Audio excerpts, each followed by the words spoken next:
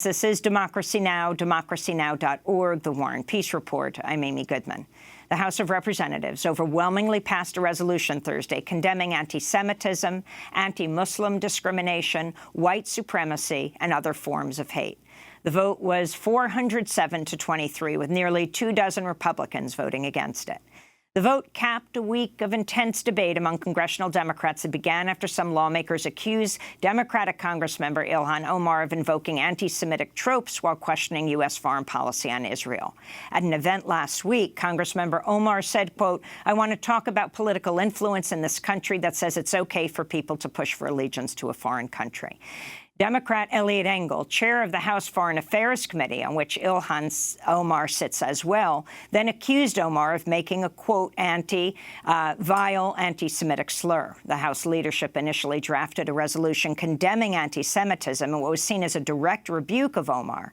But many progressive Democrats and Omar, who was one of the first two Muslim congresswomen in U.S. history, was unfairly being singled out. Vermont Senator Bernie Sanders wrote, "We must not equate anti-Semitism with legitimate criticism of the right-wing Netanyahu government in Israel." New York Congressmember Alexandria Ocasio-Cortez tweeted, "Incidents like these do beg the question, where are the resolutions against homophobic statements, for anti-blackness, for xenophobia, for a member saying he'll send Obama home to Kenya?" Key members of the Congressional Black Caucus also questioned the treatment of Omar. The split within the Democratic Party forced the leadership to withdraw its initial anti-Semitism resolution and present a much broader one. Congresswoman Ilhan Omar voted for and praised the new resolution. She issued a joint statement with fellow Muslim lawmakers Rashida Tlaib of Michigan and Andre Carson of Indiana, saying, quote, "We're tremendously proud to be part of a body that's put forth a condemnation of all forms of bigotry, including anti-Semitism, racism, and white supremacy. Our nation is having a difficult conversation, and we believe this is great progress," they said. They went on to write, "Today is historic on many fronts. It's the first time we have voted on a resolution condemning anti-Muslim bigotry." Later in the show, we'll go to Tel Aviv and Washington for response to the controversy. But first, let's turn to Ilhan Omar in her own words, speaking last week at Busboys and Poets restaurant in Washington, D.C. While the media has largely focused on a single sentence in her remarks, few have heard her broader comments. This is a part of what she said.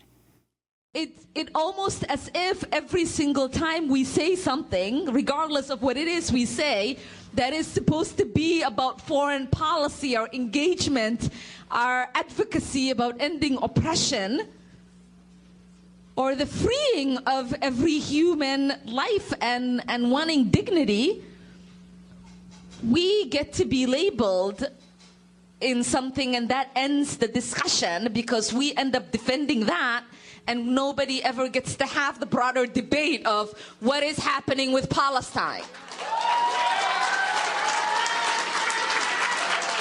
So for me, I want to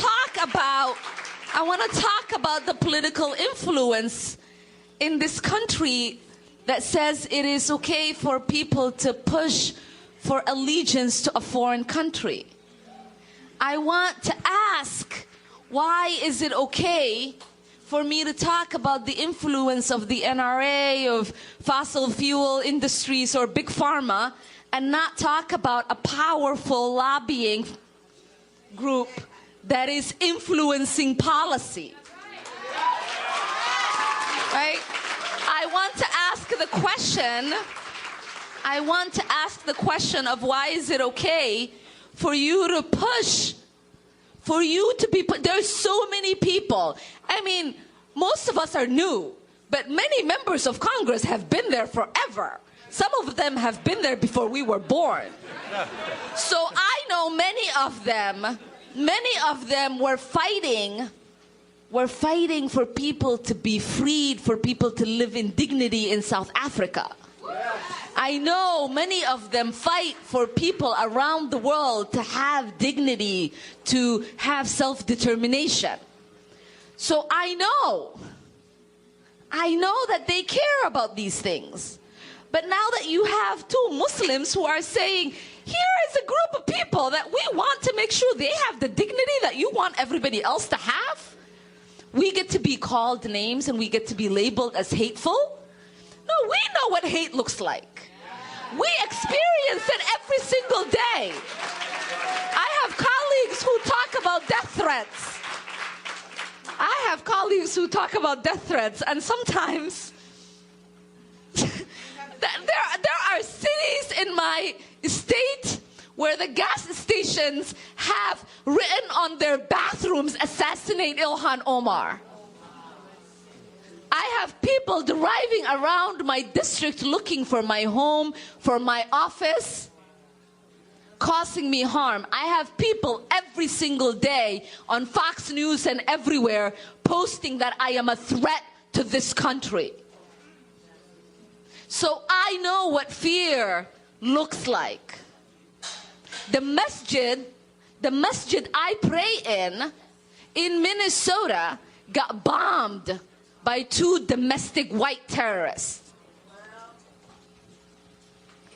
So I know what it feels to be someone who is of faith that is vilified. I know what it means to be of someone who is of ethnicity that is vilified. I know what it feels to be of a race, right? Like I am an immigrant, so I don't have the historical drama that some of my black sisters and brothers have in this country, but I know what it means for people to just see me as a black person and to treat me as less than a human. And so when people say, you are bringing hate, I know what their intention is. Their intention is to make sure that our lights are dimmed, that we walk around with our heads bowed, that we lower our face and our voice. But we have news for people. You can call us any kind of name. You can threaten us any kind of way. Rashida and I are not ourselves. Every single day we walk in the halls of Congress, we have people who have never had the opportunity to walk there walking with us. So we're here to say and represent the voices of people who have been silenced for many decades and generations.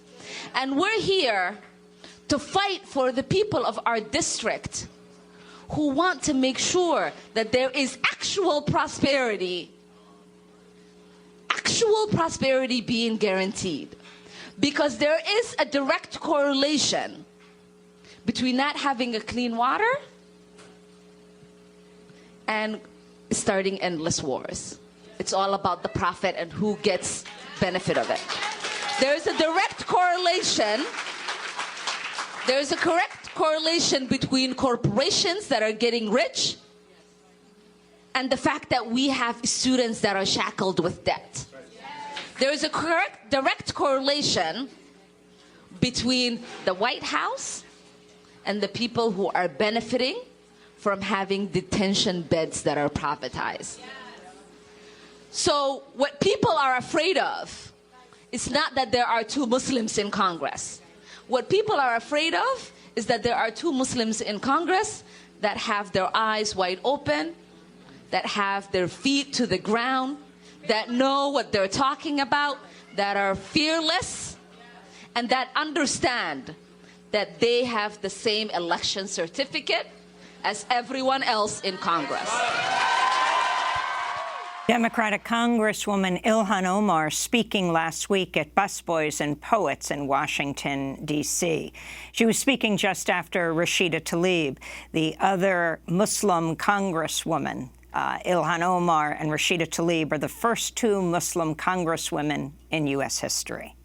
When we come back, we'll host a discussion on the debate sparked by Omar's comments. We'll go to Tel Aviv, to Washington, and New York. Stay with us.